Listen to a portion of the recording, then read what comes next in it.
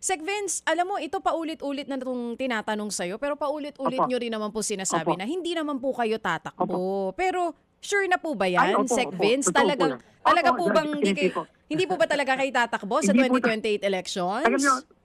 Alam nyo, hindi po tayo, hindi naman talaga tayo politiko, ma'am. Trabahante lang tayo from the very start. 30 years na ako sa gobyerno. So, trabaho lang po ako talaga. Sec, Trabaho lang po. Kung Oo. ano po ang kakailanganing role ko sa public service, yun lang po ang gagawin ko. anong Hindi pwede... po tayo politiko, ma'am. Talaga. Oo. Sec Vince, anong pwede makapagpabago sa isip po ninyo? Ay, nako, ma'am. Hindi dapat pa pinag-uusapan yan. Distraction lang yan, ma'am. Trabaho lang tayo. Pero, Sec Vince, ito na lang, tweak ko ng konti yung tanong, may posible ba magpabago sa isip ninyo? Nako, ma'am, like I said, hindi, ayokong pag-usapan yung mga ganyan. Kasi talagang distraction lang yan. Trabaho lang po tayo talaga.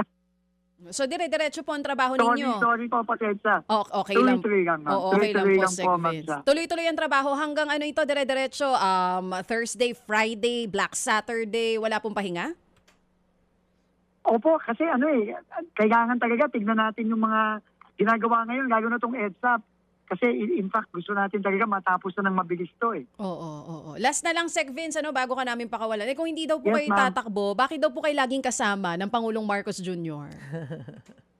Ay, di ho, yun? Kasama sa trabaho po yun. Kasama sa trabaho lang ho yun.